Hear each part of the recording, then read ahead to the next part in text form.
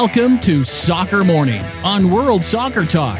Here's your host, Jason Davis. Good morning, everybody. Happy Wednesday. Welcome into Soccer Morning. Lots of things happening today, especially around the American game. USA-Denmark a little later. We're going to preview that today.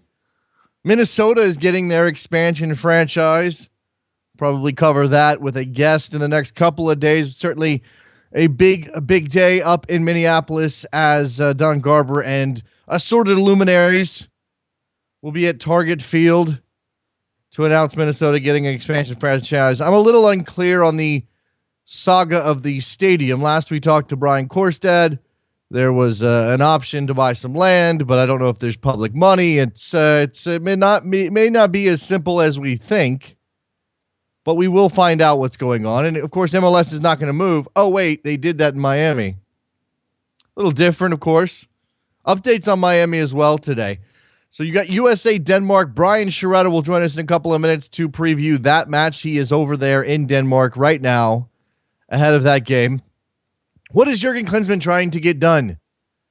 Who the heck knows? Also on this show, continuing our discussion a bit on the fallout over Robert Andrew Powell's piece on the Miami expansion process in Howler Mag will be the editor-in-chief of Howler, Mr. George Quraishi, who hasn't been on the show in a while. Be good to have George on. The discussion is going to be a little bit more meta, a little bigger than just about the Miami piece. We'll talk about some growing pains in the American soccer journalism community, the coverage of American soccer by independent outlets like Howler, how that fits into the larger construct that is testiness on the MLS level. You guys know I harp all the time about how we have to break the mentality of team soccer. Hashtag team soccer. We're all kumbaya. Except we're not, we shouldn't be, and that will help push the game forward. I'm sure George and I will go down some of those roads today. So there are your guests. Good stuff. Well, let's talk about the news. The internationals today on the docket. Again, the United States men's national team and Denmark clearly the focus for those of us here in the United States. You do have a couple of other games on the schedule. I had them pulled up. I think it's like Northern Ireland and Scotland. Yay. Spain and Australia, is that right? Or Germany, Australia. Germany, Australia, I believe, is the game. So, if you've been thinking about how there's been no action since Sunday, and damn it, you need some action. It's a sort of action. It's still international friendlies. Nobody really cares about them. The results won't matter, et cetera, et cetera. We'll overanalyze the U.S. game, of course. But at least it's soccer, and at least it'll be on live television. ESPN2 at 3:15 Eastern is kickoff for USA-Denmark, by the way. Speaking of internationals, Mexico's got a couple of friendlies coming up. Hector Herrera and Miguel Layún will return to their clubs after one match, one of those Mexican friendlies. Both of their clubs, Porto and Watford, respectively, would like to have their players back for some crucial matches coming up. So that's something for Miguel Herrera to consider. Roy Hodgson, manager of England, upset over training ground espionage. This is hilarious to me. Roy Hodgson is upset because he was holding a piece of paper that had a proposed lineup on it. Whether it was going to be his lineup, whether it was going to be the lineup he used in the match, I don't think that's even clear. But there were photographs taken, and this was an open training session. This wasn't some secret training session where super long lenses were used or helicopters were flying overhead. This was a training session that was open to the public. Roy Hodgson's holding the piece of paper. On it, it says Harry Kane up top with Wayne Rooney. And the press went bonkers. Let me just get to some of these quotes from Roy. I understand trying to protect your protect your plan, but again, to sort of get upset over an open training session and having your proposed formation out in the press, a little ridiculous, Roy. Maybe calm down. England boss Hodgson angry at training ground espionage, blares this headline. If I can get my computer to scroll here, perhaps you can read some of these quotes. That is dangerous to assume, said Hodgson about Harry Kane starting. First of all, it is dangerous to spy on those things at a training session. The fact is that a piece of paper is a piece of paper we take out to training because we have to select teams.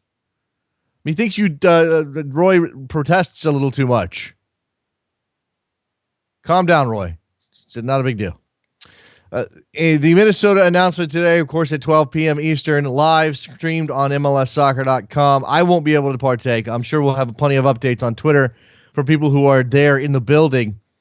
Again, I'm interested to see what the stadium fallout will be. There's some reports out of Minnesota that various factions are protecting the interests of the Wilf family, who own the Minnesota Vikings and who are the other interested party when it comes to MLS expansion in Minnesota. They wanted to put a team in their NFL building, a la the Atlanta franchise coming in 2017. Clearly, the MLS went in a different direction by choosing Dr. Bill McGuire and Minnesota United's ownership group. Whether or not that means anything for the stadium, again, we'll get to this, and I'm sure I'll have plenty of updates on Twitter from people up there in Minnesota who can flesh this out. Definitely follow Brian Korstad, I Am Soccer News, for a lot of that, and check out Northern Pitch as well. Michel Platini has been reelected UEFA president because he ran unopposed.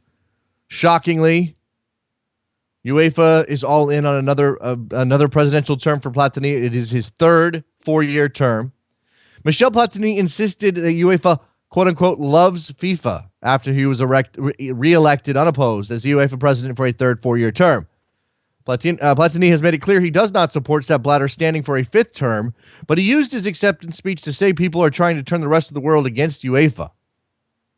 Platini told the UEFA Congress in Vienna, this means more to me than you can possibly imagine.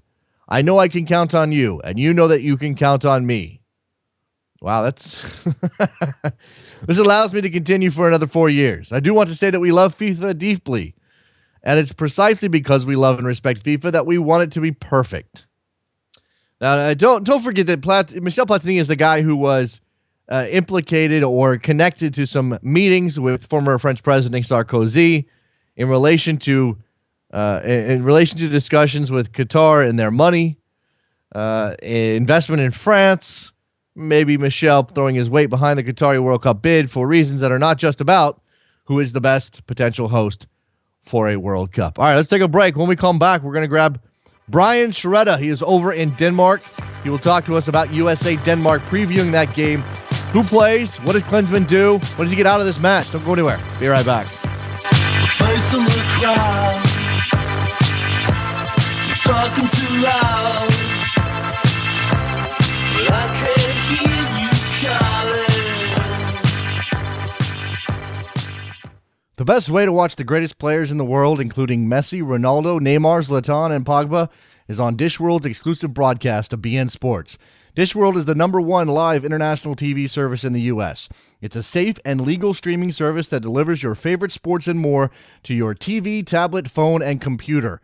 For just $10 a month, you can watch La Liga, Serie A, and Copa America, as well as the New York Cosmos, Chelsea TV, Arsenal TV, and others with One World Sports and more top networks offered by Dishworld. There's no commitment, no annual contract, and no satellite dish needed. Don't miss the best leagues in the world on Dishworld. Sign up today at www.dishworld.com.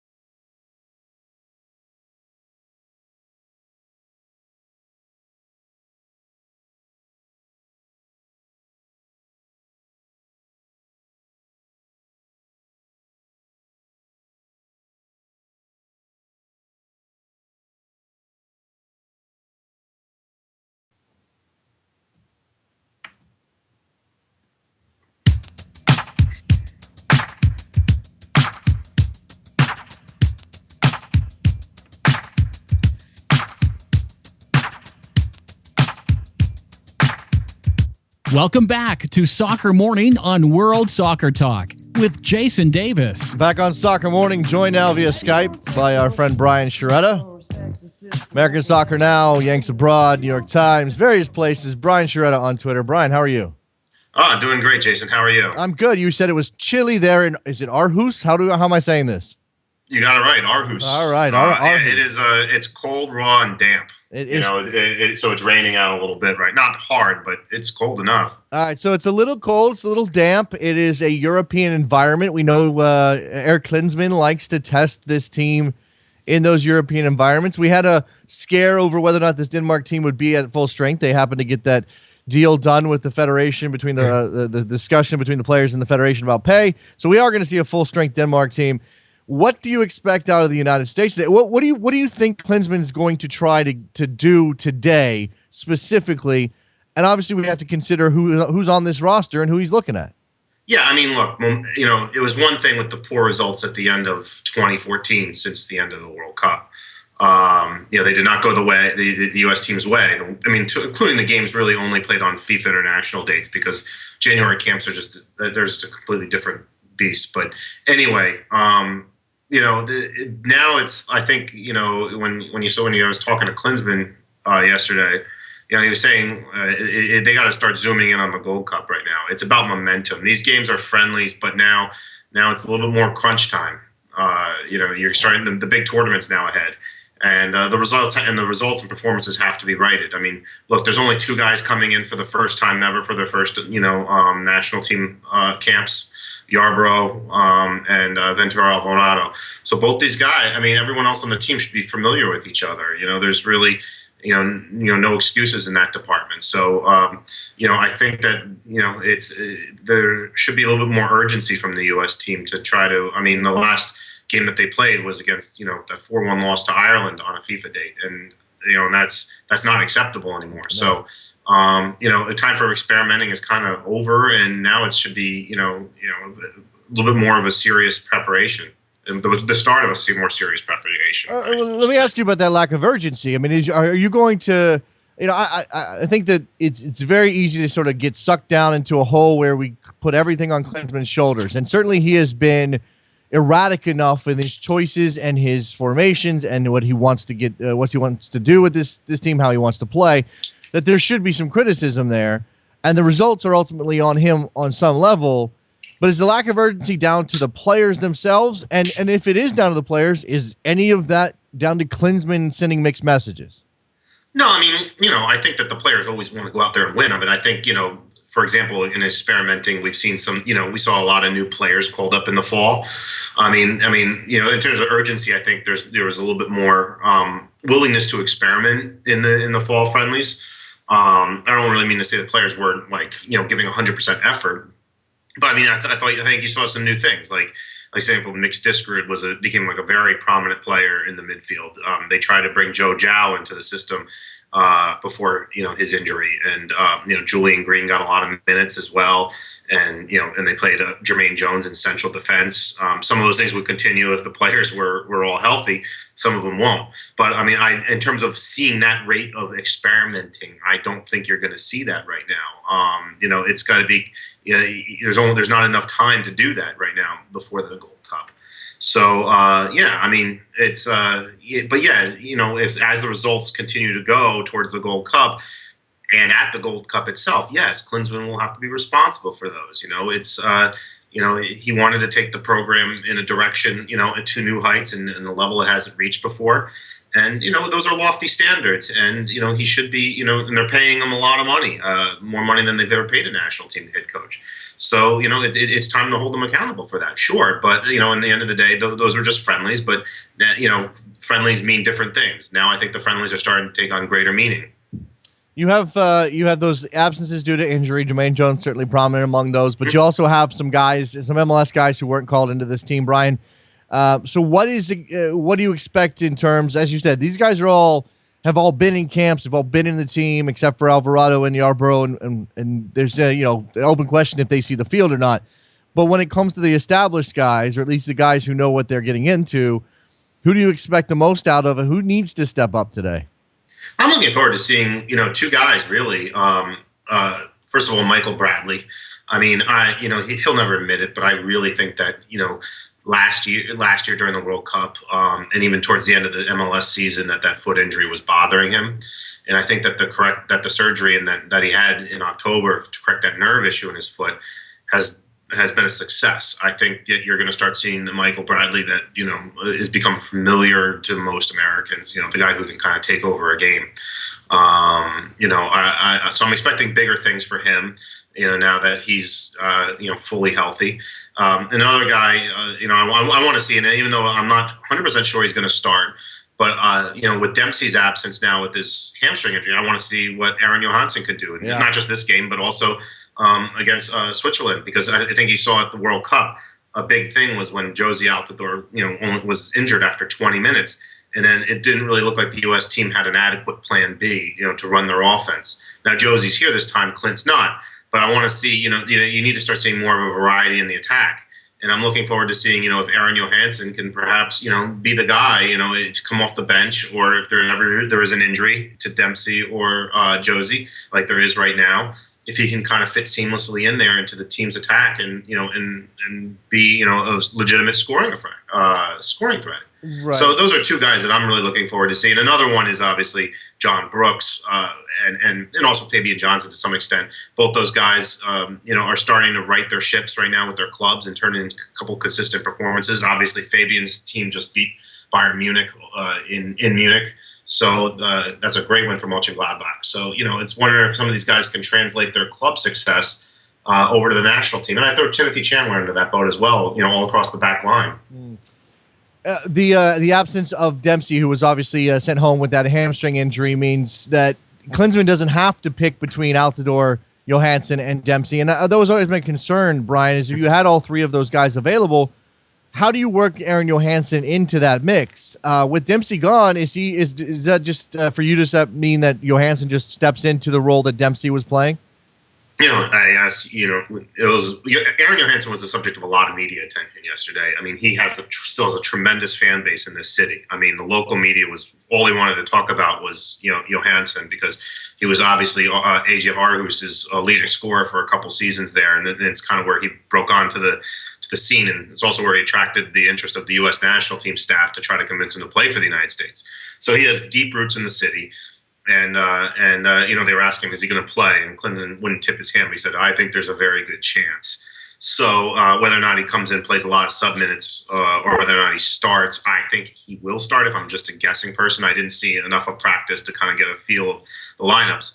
But yeah, I mean, I think that if Dempsey, Clinton said, the Dempsey injury was a bummer.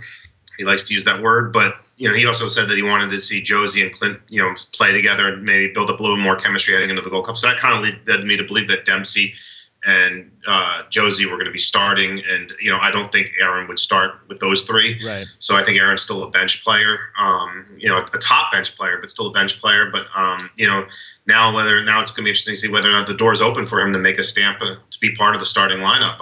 That's how people break into the starting lineup sometimes, is they take advantage when there's injuries. Absolutely. Let's go back to the back line for a second. You mentioned Fabian Johnson, and I've seen a couple of people speculate that we might see Fabian Johnson at right back. But he's also listed as a midfielder in the official roster. You obviously, you have a guy like DeAndre Yedlin, who we've saw on in midfield at the World Cup and is naturally a right back. Is there a chance that those two guys are going to sort of swap their natural positions in this setup? I don't know if either, no guarantees that both of them start necessarily, Brian, but is there a better chance of seeing Yedlin in midfield and Johnson at right back, or the other way around?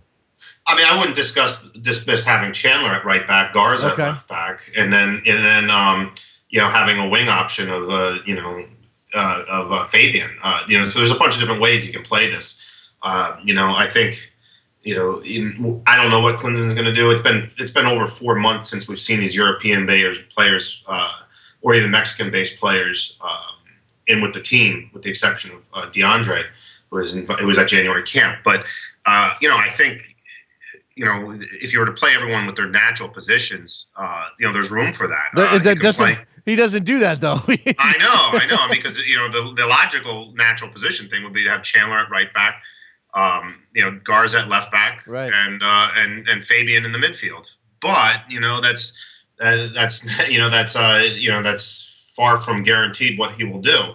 And my guess is as good as everybody else's. I mean, we could see Chandler at the left back, even though that hasn't yielded as much fruit as it would seem that he would get from playing him at right back. But look, Fabian is one of these guys that's a Swiss Army knife. He can do kind of anything. But maybe in this cycle they decide to really hone in on him at one particular position. But it seems like at Mönchengladbach they like him best in the midfield, which is different what they did at Hoffenheim. So maybe Klinsmann will elect to use him in the midfield because look, he's very comfortable in the attack. That's where he played as a German youth national team player. So, I think he's always, whenever you ask him the question, he always says he's better in the midfield. So, right. I think Klinsmann has at times wanted to show he's to do that with Johnson. I mean, he played that way even recently in November so there's no indication that he'll go back to the back line, although that would be hardly surprising. On the left side, when you talk about starting a back line, if you're putting one together, I think all of us go to Greg Garza over there at left back. But we know that Breck Shea has come on as of late as a left back. He continues that transition. He's played pretty well with Orlando City, although I know his crossing has left something to be desired. Are we positive? And I know I'm in trouble asking this question, but are we positive that Greg Garza is ahead of Breck Shea in the pecking order? Trying to ask me about questions about what Klinsmann's going to do is like trying to nail Jello to the wall. I mean, you just can't do it. I mean, look, you can see what you can do is talk about what Klinsmann said. I mean, just recently he said that Breck Shea has the tremendous potential to be a great left back in his opinion, and and now he's playing that way at his club. So when he uses those strong words, it's definitely within the realm of possibilities that you're going to see him play that position at some point during these friendlies. Greg Garza, though, is that's his natural position. He's a starter at left back, and Klinsmann says he said great things to say about Greg Garza as well. And then Fabian Johnson could always play back there as well. So you have a bunch of different options now at left back, and that's kind of why I'm thinking Fabian will probably be in the midfield. But yeah, I think you're going to see whether or not you see Shea or Garza, tonight, you probably could see something completely different against Switzerland. But, if I'm just guessing, I think it's going to still be Garza because, he feels very comfortable at that position and there's not really a learning curve to, when asking him to play there. And we're pretty sure that Klinsmann's not going to go again with the three-man back line and try that experiment. Yeah, I mean, the mood around here is that they have enough full packs, I think, to not have to use that experiment. The personnel, I think, is more inclined to a four-man back line with what he has in camp. The two players in the center of midfield. I mean, again, we're talking about Johansson and Altidore starting up top by necessity for Aaron with Dempsey gone. Your wing options, there's several. Again, Johnson comes to mind, but then Bedoya and Yedlin in the center. Michael Bradley's going to start. Who's going to start alongside him? I think it's a good question. I mean, I wouldn't discount Morales. I mean, there's another guy who's been, people have been talking very positively about, because he's doing very well with Ingolstadt, and they're in the first place in the two Bundesliga, and he's a big part of that. And then obviously you could also go with Danny Williams, who's having a very good season since he's come back from injury. It took him a while to get back, even when he got back to playing again. But since about January and late December, even, he's been very, very good. And he kind of fits like a little bit of, a younger version of Jermaine Jones. I mean, he plays a little bit of a nasty physical game, and he's not afraid to, to be a good defensive midfielder presence in that, that sits right in front of that back line.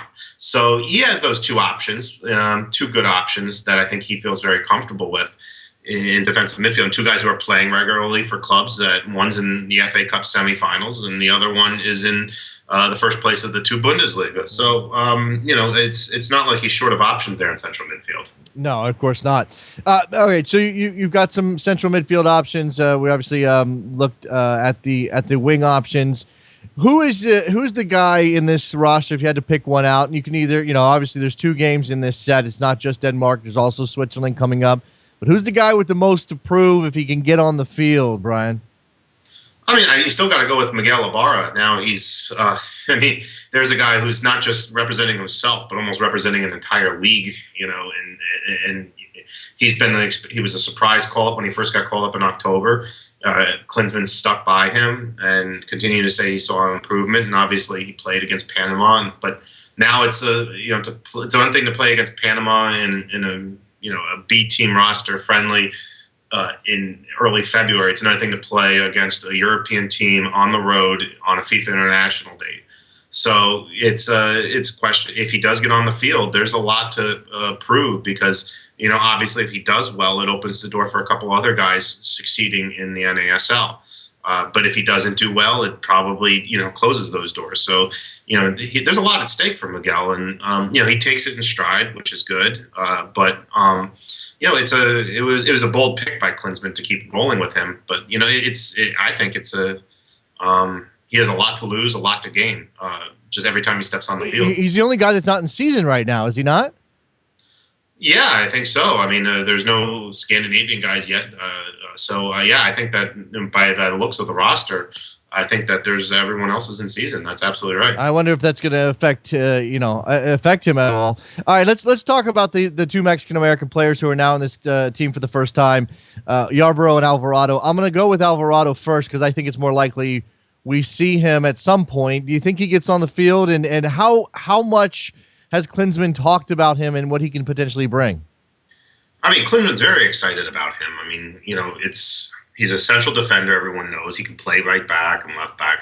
But what he does is, when Klinsmann's been very adamant about his desire to be able to play out of the back line. And Brooks can do that very well. And then if you add another central defender like Alvarado, then all of a sudden you start having a pair of very smooth passing central defenders. And that really helps the midfield out and in turn helps everybody else out. So I think that, there's going to be a good chance that he sees the field. And I think that, this is a guy that could have potential options to play for Mexico, even though what Mexican head coach said that there was other guys in front of him. That could change very quickly when you're starting for Club America. I mean, that's the biggest, most prestigious team in that country. And it's one of the biggest clubs in the world outside of Europe. Yep. So things can change very quickly when you're at Club America. So I think that, it's a guy that U.S. wanted to call into camp first, and they've had good discussions with him.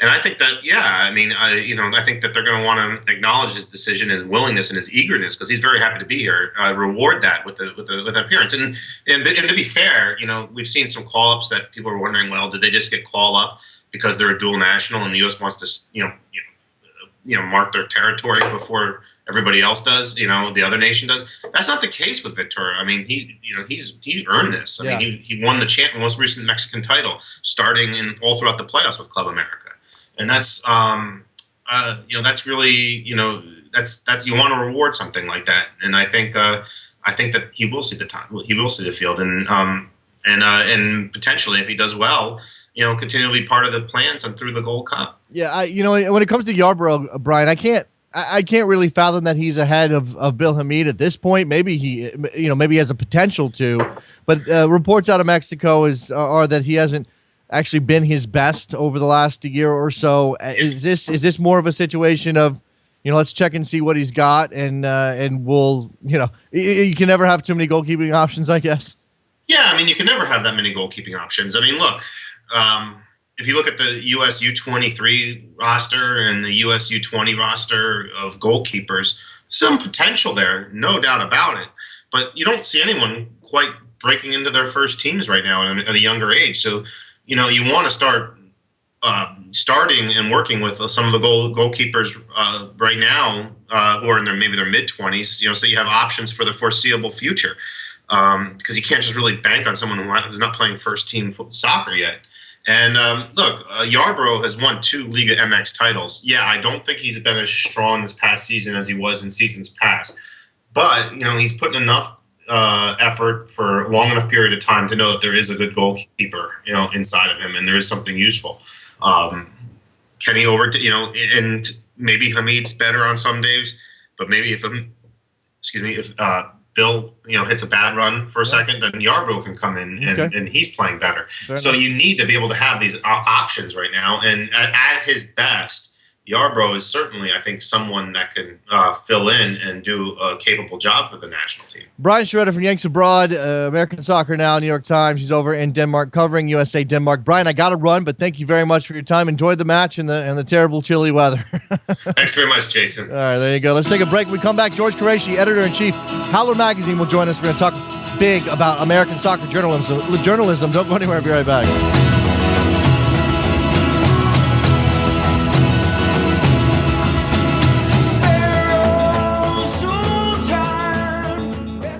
The best way to watch the greatest players in the world, including Messi, Ronaldo, Neymar, Zlatan, and Pogba, is on Dishworld's exclusive broadcast of BN Sports.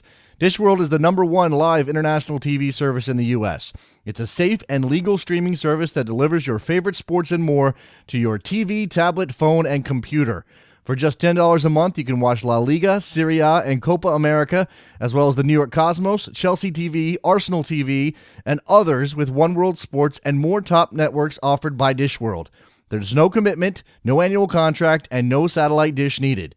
Don't miss the best leagues in the world on Dishworld. Sign up today at www.dishworld.com.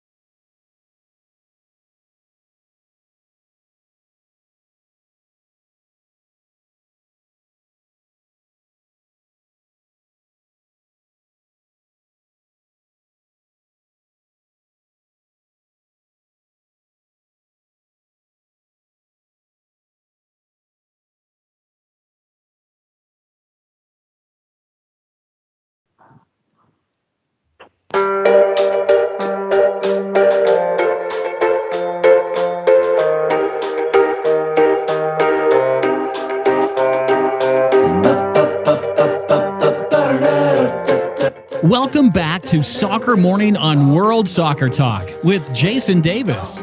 Here we go, talking a little American soccer journalism with our friend George Quraishi from Howler Magazine. You all know Howler Magazine. It's big, it's pretty, it's got amazing stories. One of those stories was Robert Andrew Powell's profile of Marcelo Claure, which then morphed into something else, which has now created a firestorm. Now, we had Robert on the show. Hi, George. First of all, hi, George.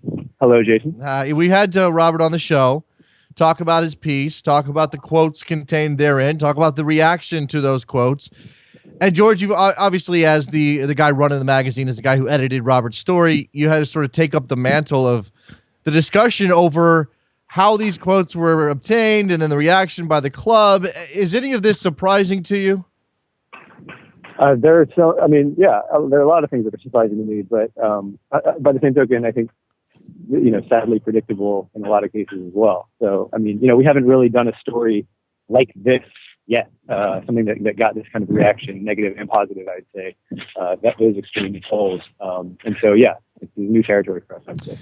And to see sort of the discussion change from what did this guy say, or what was, how did Marcelo Claure come off in the piece, or what insight did Robert give you into the Miami process? Instead of all of that, it became about ethics in journalism and ethics in soccer journalism. And that's funny to all of us who have been paying attention to the way things have been going on the internet for a while. But it became about that. Is that what it should be about? I find it very interesting, Jason, that at least the conversations on Twitter that I've been privy to, and I've been out of the country sort of on and off, have been the people criticizing the piece, who have been, I would say, a pretty small minority, and sort of Robert's methods for gathering those quotes. They've sort of blown by the fact that those quotes are completely denied by Marcelo Claure and Sporting Kansas City. We ran denials at the end of the piece because they asked us to. We were happy to do that. And the fact that people are saying Robert is absolutely lying, they've just gone right past that to, was it proper for him to run these things that he heard, which I think is kind of insane. Well, okay, it's insane for because of the. again, I mean, I think a lot of the people having this discussion are journalists themselves, or on the periphery of journalism, George, and maybe that's part of this. Sure. A lot of cooks, a lot of experts in the room trying to flesh out exactly what Robert did and how he did it. But again, I mean, I think that misses the larger point. And when you received the responses both from Quraishi people and then from Sporting Kansas City, what were your first thoughts there? Well, I mean, I wasn't surprised to receive those. Those written statements came after many phone calls. People with Miami Beckham United, people with Sprint, people at MLS, people at Sporting Kansas City. All trying to basically get us to kill various aspects of the story. And it wasn't those quotes that we ran. We knew there was going to be opposition. That's why we got in touch with them. We didn't want to blindside them. We work with these people, but at the end of the day, after going through our process of fact checking, of talking to Robert, of talking to a libel attorney, we decided that they were newsworthy. They were things that I thought served a public good for soccer fans in the United States, for soccer players in the United States, ultimately for everyone who has an interest in soccer in the United States, and so we ran them. I think it's easy for people to jump to the conclusion that MLS Sporting Kansas City and specifically, and that MLS teams in general have thin skins, George, and are quick to be upset when things like this happen. And it gives us this sense that everybody who's interested in soccer in this country is supposed to be on the same side and working in the same direction. And if you step out of line, then how dare you? But I think this is more of a general trend we're seeing across professional sports. I don't think it's just soccer. I don't know that I would say Sporting Kansas City or MLS is particularly thin-skinned. I think that it's pretty natural for a big organization to react defensively when presented with, critical press. And I don't say negative press because I don't think it was negative. I would say it was critical. And what I do think is that Major League Soccer, this is the argument that I basically made to the MLS VP who gave me a call. It was this. We're not running these quotes to burn you. Far from it. We're one of the few outlets willing to invest in the reporting of the story, willing to send a writer to Bolivia and Kansas City to do a very thoughtful, nearly 7,000 word piece about Major League Soccer. There are not many outlets doing that. And so, you can take the short-sighted view, in my opinion, that this is,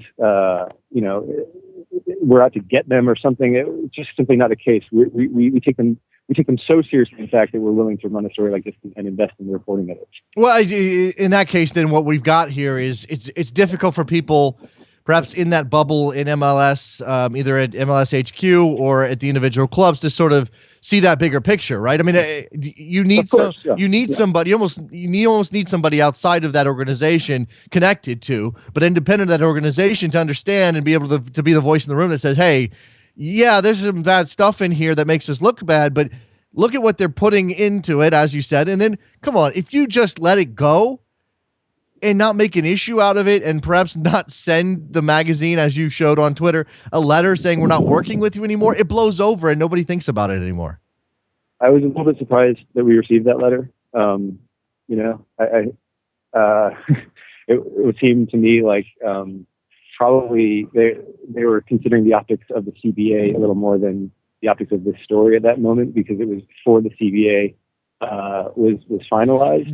Did they know that you weren't planning on running it before the CBA was going to be coming up? Okay, so I think that's a question that's hard to answer, because they didn't. I would say, I don't know this for a fact, but I would say they probably didn't know when the CBA was going to be finalized. Well, that's true. Absolutely, yeah, that was still up in the air. We gave them a broad sense of when it was going to run. I did tell them, hey, look, we could put this online tomorrow. We could have put this online, last week. We're not holding it because basically our calculation was this is pertinent to the story we're running. It's not, this is not a story about the CBA.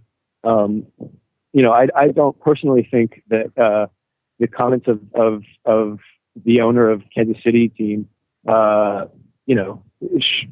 should sway the CBA in any direction. And I didn't want necessarily the story to be used as a bargaining chip in that process. Mm-hmm. I think the value of it is sort of a bigger thing than just a quick hit for a quick news story. I also think that in the grand scope of Robert's piece, what is more important, what's more fascinating, what's more perhaps pertinent to the current day for them is sort of how Chlore comes off in that piece, George. I mean, I'm not saying he's a shady guy, but he certainly didn't seem as he was forthcoming for a while, then he stopped being forthcoming. There were details that were a little murky. It was unclear if he was even really invested in Miami in terms of putting forth the effort. Of course, he's got a day job. He's running Sprint, but if he's front and center of this Miami bid and he's not in Miami, that's something more pertinent to MLS interest. Well, when I make the case that the story has a public interest angle, it's exactly that. It's that,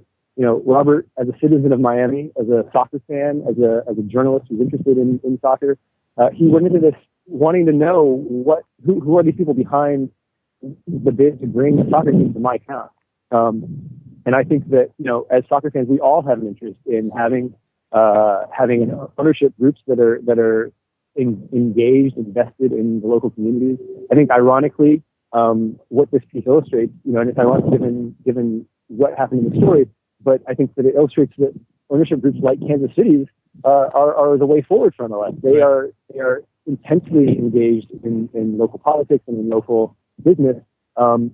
And what Robert found was an ownership group that appeared not all that engaged. I mean, there are some pretty revealing scenes where, the mayor of Miami, which is, different from the mayor of Miami-Dade County, which is the larger political entity in Miami, said that, they didn't do the due diligence to figure out, who owns this $3.4 billion parcel of land they wanted to get. And so if I were to make the objective long view argument to Major League Soccer, which is in their interest, I mean, this is stuff that they should know about people they're about to get into business with. Yeah. And that's the role of this story, in my opinion. If we pull back here, George, and we sort of look at, again, the wider scope of where American soccer journalism is headed, it's very long been a very small community. Everybody knows everybody else. That can obviously that's a good thing on one hand, but it can also cause problems. And when it comes to working closely with teams, with leagues, with executives, sometimes it can make things a little uncomfortable. When, are we there? Are we to that point now where a magazine like Howler can publish this piece? Yeah, there may be a bad response from a team or from the league, but ultimately we'll get past this because it needs to happen. I think ultimately we're trying to build a news organization. We're trying to build credibility. We're trying to build an institution that can publish things like this and weather the backlash. Part of it, Jason, is shows like yours. I mean, if we were to publish a story and then nobody talks about it, you don't have Robert on 2 days ago, you don't have me on to talk about it now. If you don't delve into some of the layers of the piece, then it goes away. And what we've done is then publish something that really angers Major League Soccer and casts them, I think they think, in a bad light.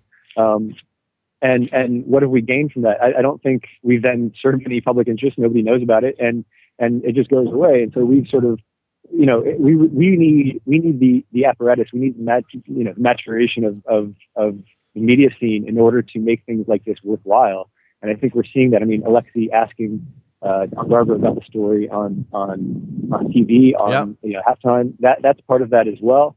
I'm not surprised. The question itself is MLS communist is not necessarily going to get sort of the answers that I would, or the discussion going that I would want to see take place. But it was a great start, and I was really grateful to Alexi for paying attention and making it worthy of bringing up in what I'm sure was a pretty uncomfortable situation for him too. Oh, we've got a lot of people who are willing to push those envelopes. I think that's a good thing. That's obviously what soccer needs. And again, I think that while it's a painful process for organizations like MLS or Sporting Kansas City or the Miami Beckham Pit or whatever, they need to be open to the scrutiny. I mean, clearly American soccer has gotten, these organizations have sort of gotten a pass for a long time, George, not because people weren't interested necessarily, but because there just wasn't the manpower and the investment. I agree. The name Major League Soccer implies a major league, and major leagues face, people are interested in them. People ask questions about them. People report on them. And those truly major leagues don't have control of everything that's said about them. And as long as we're doing our due diligence and being credible, and I think we've done that. I don't think that they can necessarily. I mean, I think they can try, but I don't think they can necessarily say, "Look, this was irresponsible on your part." I think it was good journalism, and I think it was necessary. it's just there's conflict. At this point, you have no compunction about the way that the piece came out and the way that the piece was formulated and the quotes contained therein. Oh man, I mean, do you have time to go through the stage direction of that scene? I think it's important. I mean, we put it in the piece because we thought it was important. Absolutely. Robert was reporting on the CEO of Sprint, who is a potential investor in Major League Soccer. He was invited to the Sprint luxury box at Sporting Park. I find it interesting that it was Marcelo Claret's first game at Sporting Kansas City, and he's only there because our reporter invited him to it. So he's there at this guy's invitation. They're at halftime. They're in the luxury box. One of the Kansas City owners, Cliff Illig, walks in. The three of them are having a conversation, and Marcelo introduces Robert to Cliff as a reporter for Howler. Cliff said that he knew about Howler, and in fact his son reads Howler. So that was very much on the level. It's the three of them speaking, and Rob Heineman joins the conversation sort of midstream, and so now there are four men standing in a circle having a conversation. They start talking. Robert does not say to Rob, "I'm a journalist. Be careful what you're saying." But as far as Rob Heineman knows, one of the three people he's speaking with is a complete stranger. Yes. And his business partner standing next to him had been introduced to him as a journalist moments before. And so, in my opinion, that Robert, exceeded his burden to disclose that he's a journalist. At that point, it's just good reporting. And I think that Rob Heineman is media savvy. He knows how this stuff works. And Robert is standing there and Rob Heineman says something that is newsworthy and in the public interest to know. And I think that's a completely fair game. I think that the people, I had a long back and forth with Andrea Canales on Twitter, and she was basically making the argument that, you're supposed to protect your sources. And I'm thinking, well, that's not the case. That's not what's happening here. This is, that has nothing to do really with what this situation entails. Robert hears something. What is he supposed to do with that information? Go back to him and say, "Hey, so I heard this. Would you like me not to run it?" I mean, I don't know what interest that serves except to protect the interests of Kansas City and Rob Heineman. Yeah, I think that's certainly fair within the bounds of journalism and the job that Robert was doing there. I mean, is he supposed to? Is he supposed to wear? He didn't sneak into the Sporting. Should he wear a hat? Spot. He should wear a hat with lights on it, and they say, or a sandwich board. Hey, be careful what you say to me. Right? I mean, it's just Robert cleared his burden. But as you said, I mean, it's fascinating, and I think again. Whether or not this is an important quote, it clearly is. It's an important quote. It provides context. I don't think anybody, as you said, is going to think of Sporting Kansas City's ownership as bad ownership. And yet here's one of the guys involved in this league talking about something that was, that again is now in the past. So we can sort of put it in that context as well, the CBA negotiations. And it is indicative of something. And I think it does serve the public good to know exactly what Heineman said there. But at the same time, it's not the crux of the piece. It's not the center of the piece. It is a one-off comment that is part of a larger here's MLS ownership narrative. Mm-hmm. But by the same token, it is a story about MLS ownership, about owners who want to come in and invest in MLS and why they want to do that and what's in it for them. I mean, the fact that the Miami group was going in, they're going to pay $25 million for the franchise fee, but they're requesting $3.4 billion in land at the outset. That's revealing, in my opinion. And so a conversation among owners, an unguarded conversation, which we never hear, certainly serves the interest of this story and has a place in it. I have no question about that whatsoever. This was not thrown in as an aside to say, "Oh, gotcha." It's very much a part of what is the thinking behind people who want to invest in MLS and ultimately it's a question about who owns American soccer. I mean, I think Claret came away from that conversation thinking, "Oh, it's communist," because all the owners sharing the risk. My feeling is what Rob Heinemann says is hyper capitalist, and it shows that I think players are an important part of this league. But if some of the owners think we can get rid of the players if they choose to strike for better working conditions, that's something that the players should know. The fans should certainly know. It should be on public record if it's said to somebody who has the ability to put it there, which it was. George, I'll leave you with this. I think that my hope is that this sort of thing, and I think it's important to have the discussion about it. It's important to talk about the backlash, but I hope that this sort of thing doesn't lead to a circling of the wagons and a lack of access for people who are willing to do the work, and like you and Robert have done. Go put yourself out there. Go try to find that story and give us a little bit of background on a guy we don't know anything about. There are other stories in American soccer. It's easy for the rest of us to sit behind our laptops at home and watch on television and opine, but what we need is to know more about the people who are running the sport in this country. We do a lot of reporting on Major League Soccer. I would say the vast majority of it is very positive.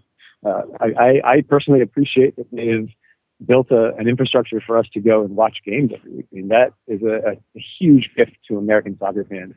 And I think the lesson here is, this was Robert lucked into this quote. I mean, people, you want people to be unguarded and talk to you freely, give their natural opinion. It very rarely happens, especially on controversial subjects.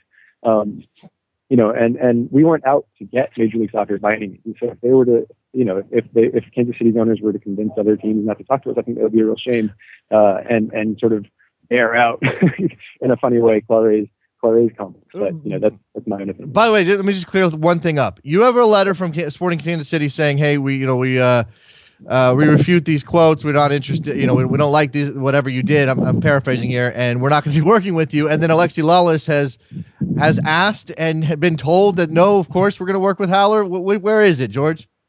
I have no idea. The letter, I posted that letter on Twitter. It was unsigned, so I don't even know who sent it. It starts out on behalf of Sporting Kansas City and Major League Soccer, but nobody signed it. So I have no idea who at the organization sent that to me. Only that it was on official Sporting Kansas City letterhead. So I assume it speaks for the club. Alexi, by the same token, in his tweet said folks at, I believe, Kansas City. And so again, I have no idea who he was speaking with, but that led to me just retweeting Alexi with a question mark, because I have not heard back from Sporting Kansas City since the story was published, or since they reached out with that letter. I have no idea. Well, we'll find out. Hopefully that resolves itself. But again, I think that's it's not a small detail for you or for Howler or for American soccer fans, but it is not necessarily the center of the story. George Quraishi, editor over at Howler Magazine, which you obviously should be reading. George, I appreciate your time, man. Safe travels. Listen, thanks for what you do. I mean, this is a vital part of the process as well. Our story means, a lot less without you coming on and delving into it like you have. Yeah, I appreciate that. Nice, kind words, George. This will make up for the fact that I still have not given you a good pitch and gotten into the magazine yet. That way. Dude, got to do it. I know. All right, let's take a break. When we come back, phone lines will be open, 347-756-6276. Join us. Talk about some soccer. Don't go anywhere. Be right back.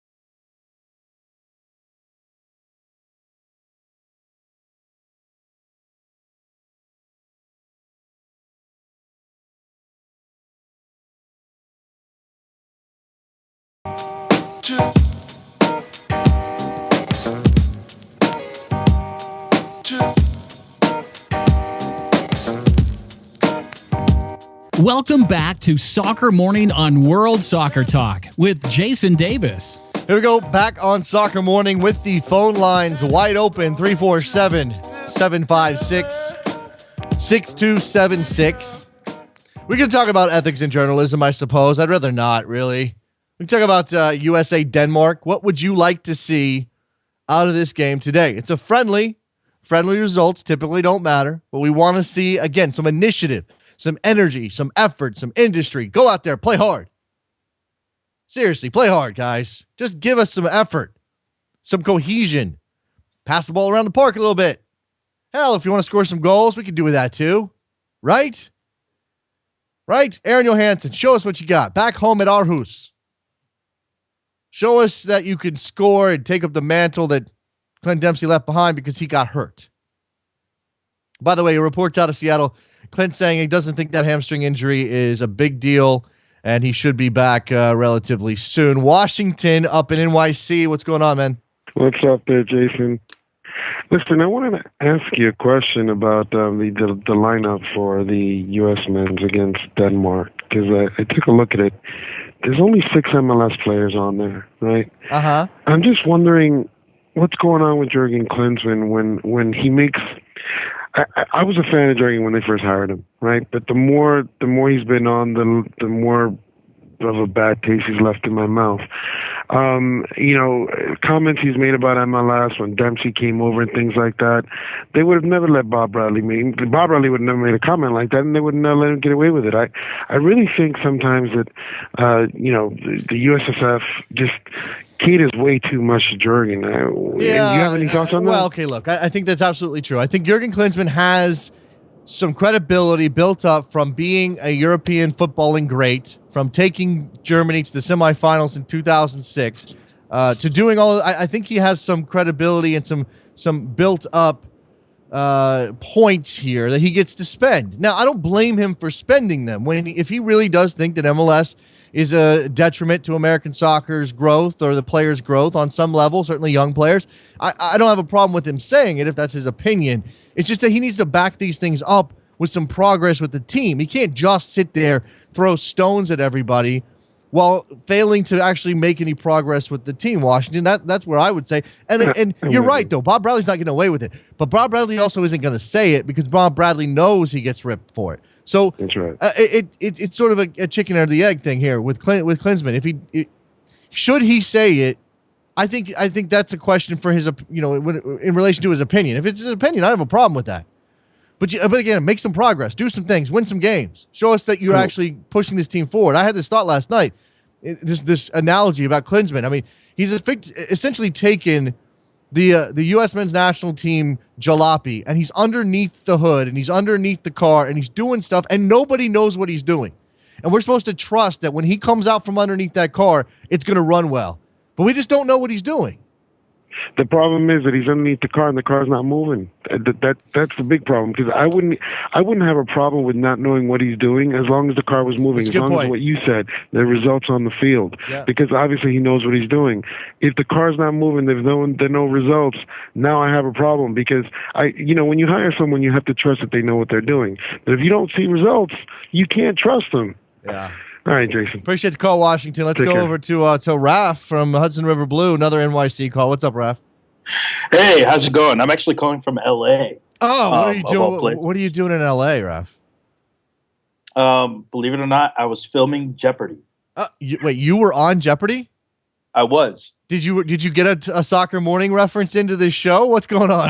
I did not, actually, because they police that pretty well. I know. I'm sure they do. No plugs, no free plugs on Jeopardy. I don't think that's happening.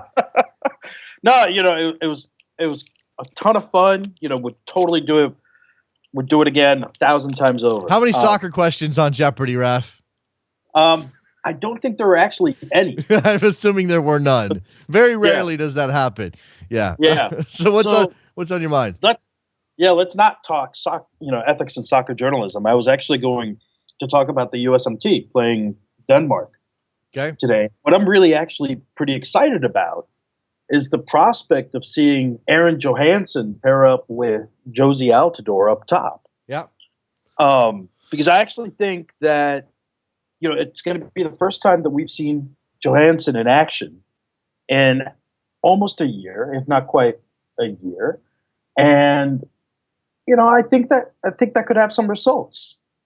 Some positive results for the U.S. Okay, but here's the issue, Ralph, and you know this. You have to have a midfield that works in order to get the ball to the forwards in order to create any danger. So Absolutely. Now we're talking about who's in that bank of four.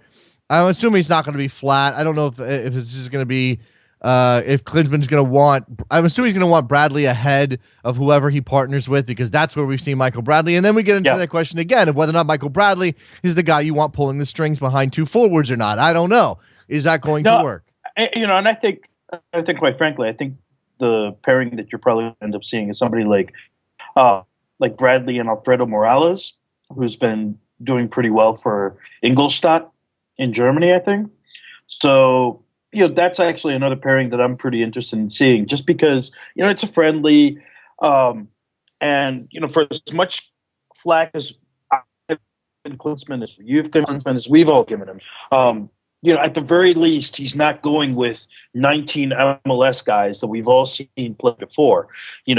He's basically using this friendly for what it should be used for, which is tossing a bunch of pieces into the salad, tossing it around, and seeing what comes out. Okay, but Raph, the problem is that salad needs to be on the table here in just a couple of months, and it better be ready. It better taste good, because if not, we're really going to be asking some serious questions about Jurgen Klinsmann's tenure as national team head coach. Now, again, I think it's a little bit neither here nor there, because I do not expect U.S. Soccer to fire the guy. But if they come out of that Gold Cup having finished second, third, or fourth with a bad performance, I mean, come on now. Well, and that's the thing. Because because the degree of difficulty is going to hockey stick here. And you know this and I know this. It's going to hockey stick radically, because you're going to go from these friendlies. You're going to then play this Clásico against Mexico, which is another friendly, which I think is sometime in April, May, somewhere in there. And then you're going to go into the Gold Cup. And then from there, you've got two legitimate teams in Mexico and Costa Rica. And from speaking with Paulo Anchope, they're aiming at the final. They want to win the whole thing. Of course they do. They're ascendant right now. And he's on record as guaranteeing. They're on fire. At this point, I am very scared of Costa Rica. Why wouldn't you be? You should be. And so then, if you don't win, if you're the U.S. and you don't win the Gold Cup, right, then you're setting up a winner-take-all match in October in the U.S., but still between the winners of this Gold Cup and the previous Gold Cup for a spot in the Confederations Cup. Mm-hmm. And I think that's right there, that's the make-or-break game, because I think, that puts a ton of pressure. And I don't know that, this crew is probably the best at this particular point in time in surfing that pressure, because Brian Strauss, I think I want to say it was about 10, 11 days ago, put out a real brief piece saying that a decent chunk of the, national team players are starting to tune Klinsmann out. So if you don't have a cohesive plan, if you're not directing the team in one, again, you can have a plan A and a plan B, but you need to convey to your players, this is the way we play. Here's how we play. This is who we are. This is our identity. Somebody tell me what the American identity is right now under Jurgen Klinsmann. Somebody. Anybody? I don't know. I'll take a crack. Yeah, but you know what? You're guessing. Whatever you say, Raf, you're guessing. No, I'll tell you what it is right now. We get tired late in games and we surrender late goals. That's our identity right now. Right. Tell me I'm wrong. Okay. Tell me I'm wrong. That's fine. That's fine. We surrender late goals and we get tired late in games. And that did not used to be the American identity, but that, for better or worse, is what it is now. Yeah, well, let's hope that's changed. Let's hope that doesn't happen today, Raf. Because I can totally see it happening in October in a winner-takes-all game. When do we get to see you on Jeopardy? From what I was told, I think it's going to be sometime in June. All right. So everybody mark your calendars. Raf Naboyi Rivera on Jeopardy, representing Soccer Morning just because I say so. Appreciate the call. Thanks for the call, Take Raf. care, man. All right, bye. There you go. Bill in Brooklyn, you're on the line. What's up? Hey, Jason. I wanted to call about something you said in yesterday's program about the international dates in the MLS schedule. Yeah. I have a simple solution. Why don't we just make the regular season shorter? Why don't we just go down to 30 or 28 games, and then you can even start the playoffs a little earlier. Not have the MLS Cup final be in the middle of December. I think there's, especially if we. If the playoffs are the most important thing, if the regular season champion isn't particularly important, except for us New York Red Bulls fans when we support our Shield, then why not just make the regular season a little shorter? If nothing else, that'll incentivize teams to not settle for draws. If 6 teams are going to make the playoffs, it's going to be a short season. You gotta get those points when you have the opportunity. Yeah. I mean, I don't think there's anything necessarily wrong with that. I mean, clearly you'd have to manipulate the schedule to make sure that you have some sort of even distribution of games against your own conference opponents, and then a smattering of games against the other conference.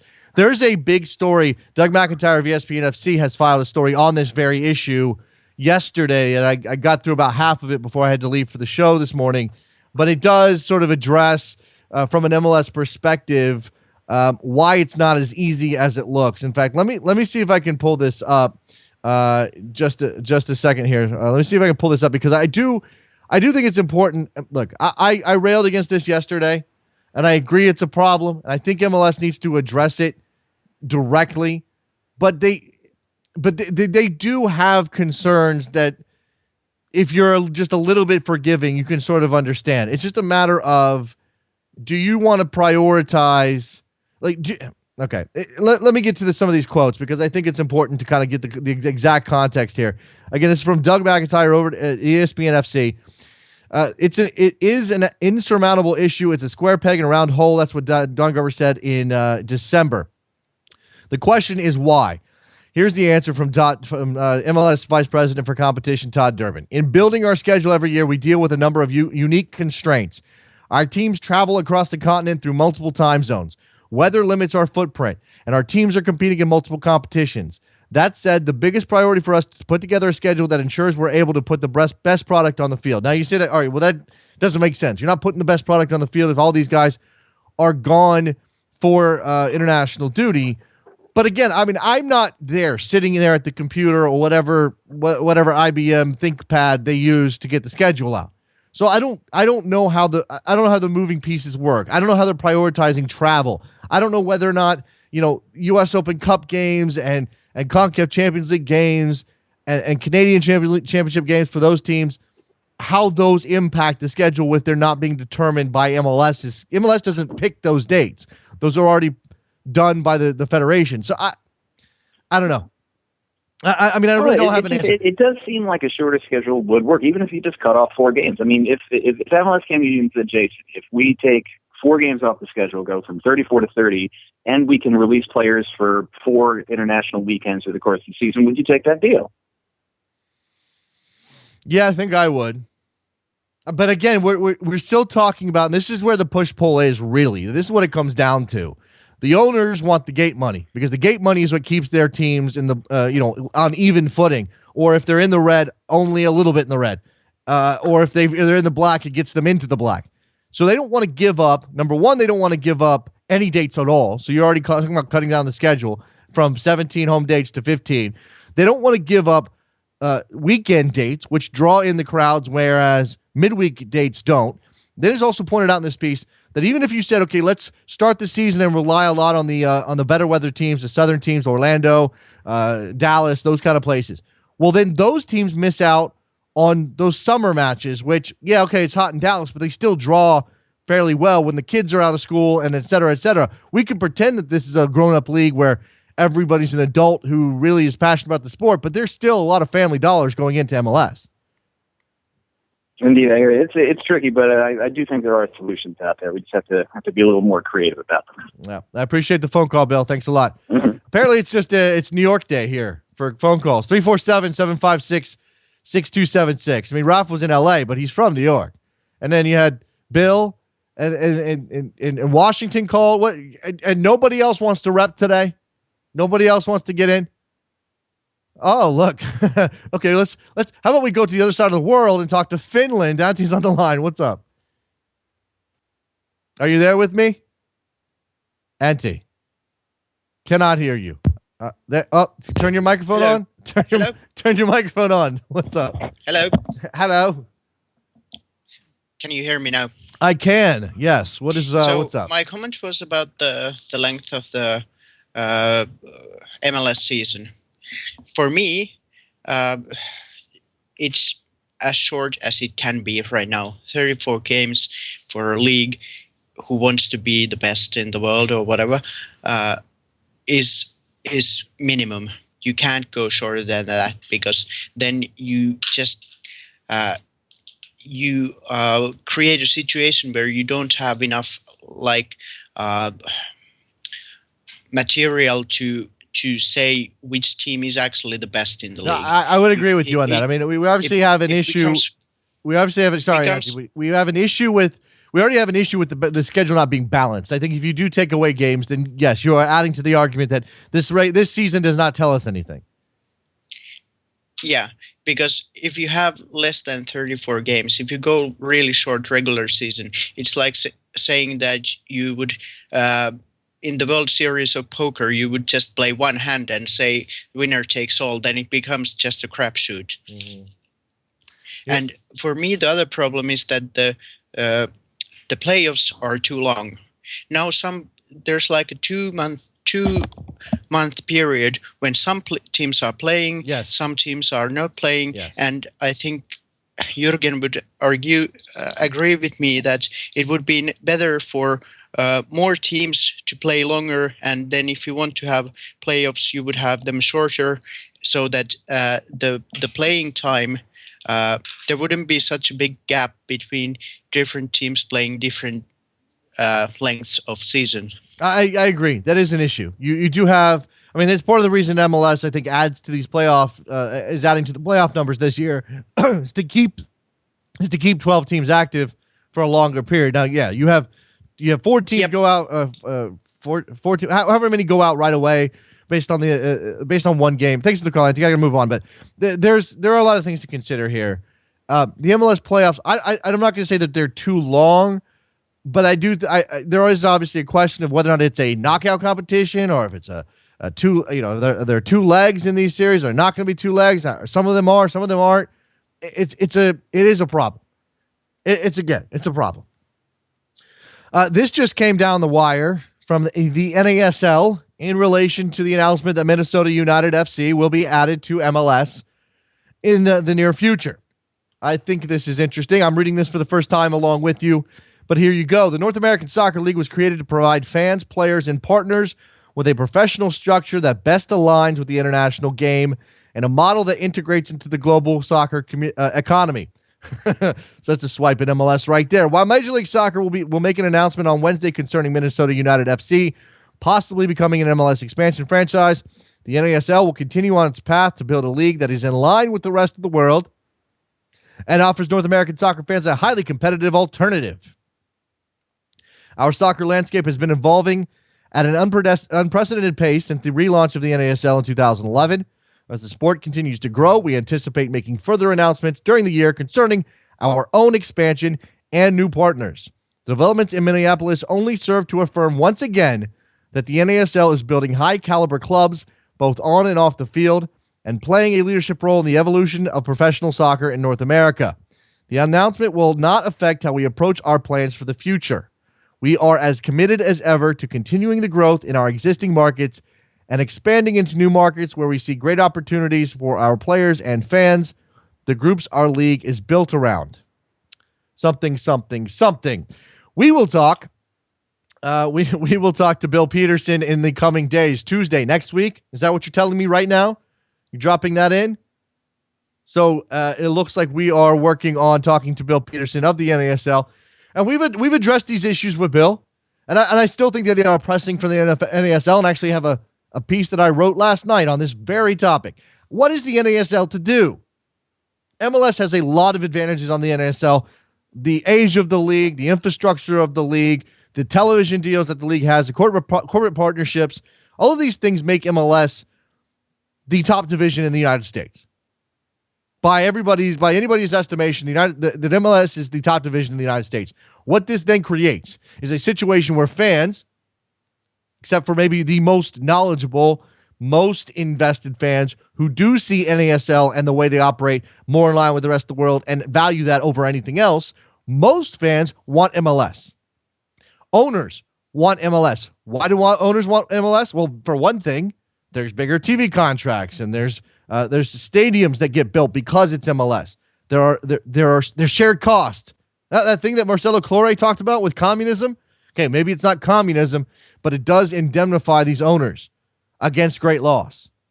Do you think that Bill McGuire sees Minnesota United FC as a better investment as an NASL club or as an MLS club? I think it's probably MLS. And not just because top division, whatever, shining lights from ESPN and Fox. No. But because his investment is protected.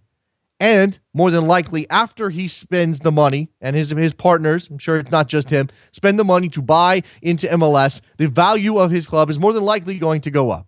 Which is, if you're an owner of a sports team, that's what you're in it for. Not to make not to squeeze a couple of dollars of profit out of it year to year, but to have your asset increase in value so that the day that you sell, you get more money than you spent. There you go. All right, let's wrap up this edition of Soccer Morning. Thank you very much to our guest today, Brian Sciaretta from Yanks Abroad, New York Times, American Soccer Now, George Quraishi of Howler. Make sure you're reading all of those publications and following those gentlemen on Twitter. George is Quraishi. I don't know how to spell it. Go find it somewhere. And Brian Sciaretta is Brian Sciaretta. There you go. Very easy Twitter handles. I like it when they make it easy on me. All right. Make sure you go to backheel.com/store to buy yourself a mug. I don't have my mug with me. It's dirty here. And buy a t-shirt at 30fc.com. Anything else? iTunes. That helps us out. I think that's it. I think that's going to do it. I think I'm going to sign off. Go watch USA Denmark. We'll talk about that game tomorrow. And first of all, watch Minneapolis get into MLS here in about 42 minutes. See you then. No, I won't see you then, but see you tomorrow.